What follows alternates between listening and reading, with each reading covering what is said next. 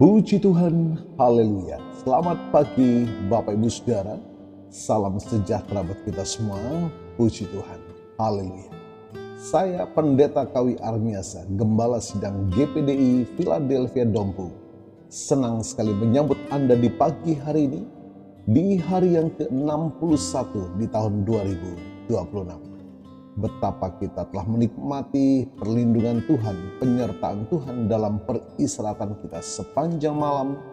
Dan kembali pagi ini kita dibangunkan dengan tubuh yang sehat walafiat. Amin. Terpujilah nama Tuhan. Walaupun mungkin ada di antara kita yang sedang menjalani perawatan kesehatan, baik di rumah ataupun di hospital, tetapi yakinlah kasih dan kuasa-Nya yang tidak pernah berubah sedang memulihkan, menyembuhkan saudara. Amin. Dalam nama Tuhan Yesus.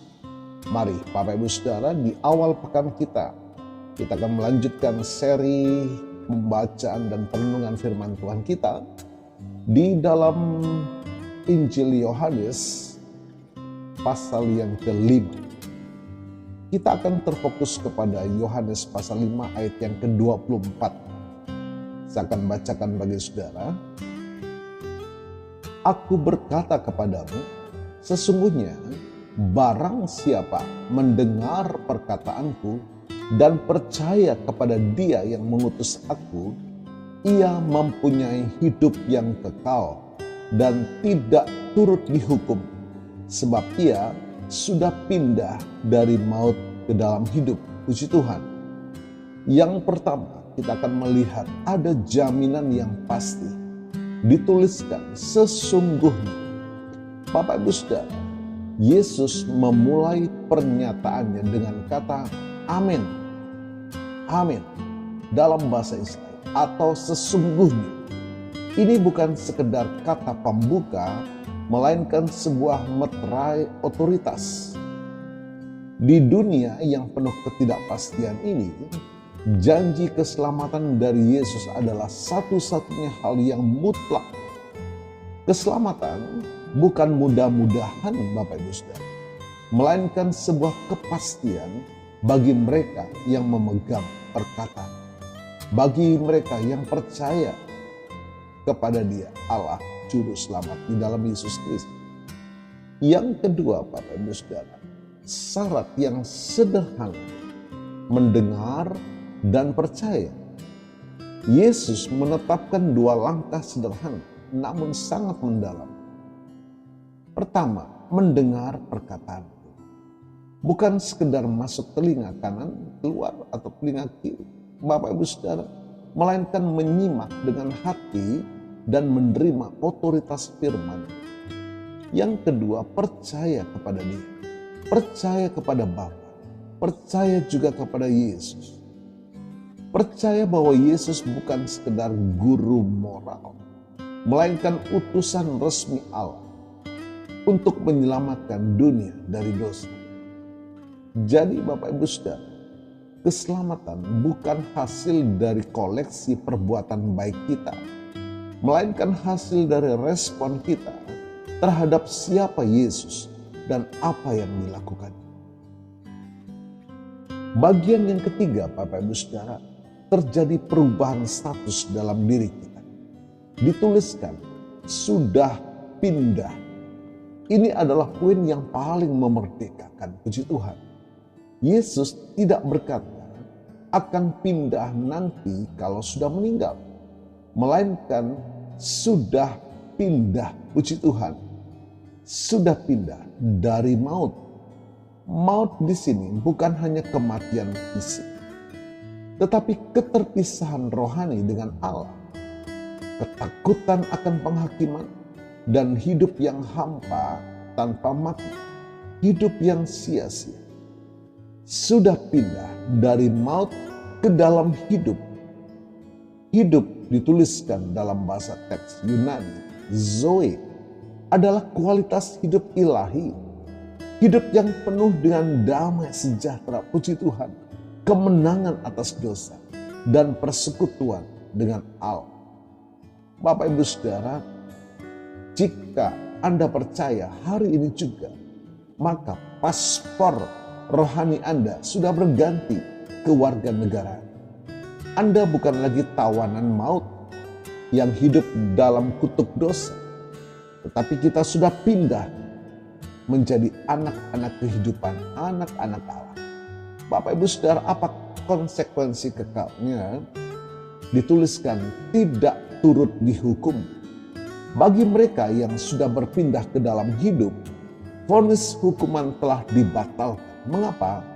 Karena hukumannya sudah ditanggung oleh Yesus di atas kayu salib. Puji Tuhan, kita tidak lagi hidup di bawah bayang-bayang ketakutan akan murka Allah, melainkan di bawah naungan kasih karunia-Nya. Puji Tuhan, Tuhan Yesus memberkati.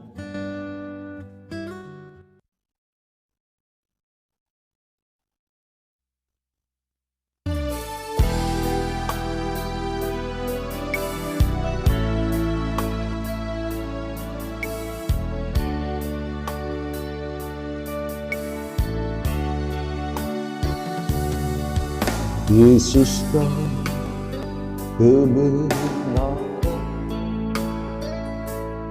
yang menyelamatkanku? Kau memberikanku hidup dan pengharapan.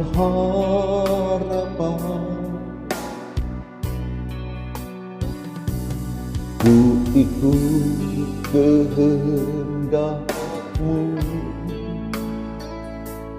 ku perlu anugerah-Mu. Ku nyatakan janji-Ku kepadamu.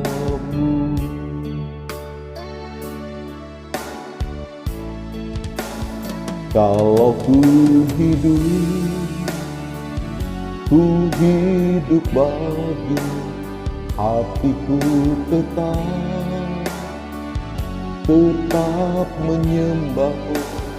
Dunia tak bisa menjauhkanku dari kasih-Mu.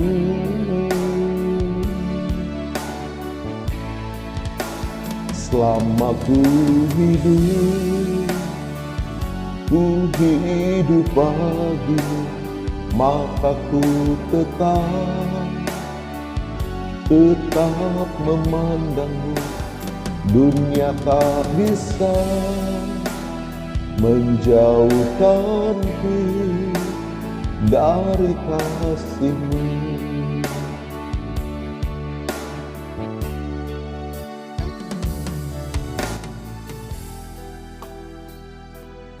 Bapa, kami bersyukur pagi ini menikmati lawatan firman-Mu, bahwa kami tidak lagi hidup di bawah bayang-bayang maut, ketakutan, di bawah bayang-bayang murka, karena Engkau telah menebus kami oleh pengorbanan-Mu di kayu salib. Kami menjadi anak-anak Allah, pribadi yang memiliki pengharapan akan hidup yang kekal. Bahkan sepanjang kami menjalani hidup ini, hidup kami berkualitas. Bukan karena keperkasaan kami, bukan karena kepandaian kami, tetapi karena Allah hadir dalam setiap langkah hidup kami. Engkau ada bersama dengan kami, memampukan kami menjalani iman kami di dalam penyertaan Tuhan. Terima kasih Tuhan, diberkati kami semua pagi hari ini. Dan hamba-Mu berdoa bagi Bapak Ibu Saudara yang menikmati berkat pertambahan usia, baik ulang tahun kelahiran maupun ulang tahun pernikahan dalam rumah tangga saudara. Kiranya anugerah, keberkatan, dan kasih setia Tuhan memberkati saudara, baik dalam kehidupan pribadi maupun dalam kehidupan rumah tangga saudara. Diberkatilah dalam nama Tuhan Yesus. Puji Tuhan. Mari Bapak Ibu Saudara, kita terima berkat Tuhan. Tuhan memberkati-Mu dan melindungi-Mu. Tuhan menyinari engkau dengan wajah-Nya dan memberikan engkau kasih karunia. Tuhan menghadapkan wajah-Nya kepadamu dan memberikan engkau damai sejahtera. Bapak Ibu Saudara, Terimalah berkat Tuhan atas seluruh hidupmu. Terimalah berkat Tuhan atas rumah tanggamu. Terimalah berkat Tuhan atas usaha, dagang, dan pekerjaanmu. Terimalah berkat Tuhan atas pendidikan dan masa depanmu. Dan terimalah berkat Tuhan atas iman, ibadah, dan pelayananmu kepada Tuhan. Diberkatilah engkau berlimpah-limpah, baik jasmani dan rohani, hari ini sepanjang masa, sampai Tuhan Yesus datang kembali di dalam berkat nama Tuhan Yesus Kristus. Haleluya, haleluya. Amin. Puji Tuhan, Bapak Ibu Saudara, sekiranya pelayanan ini memberkati saudara. Senang sekali kami dapat berbagi, Bapak Ibu Saudara dapat berbagi dengan saudara-saudara yang kau kasihi, rekan, sahabat, keluarga, agar mereka juga menikmati berkat Tuhan. Puji Tuhan, selamat pagi, selamat beraktivitas. Tuhan Yesus memberkati.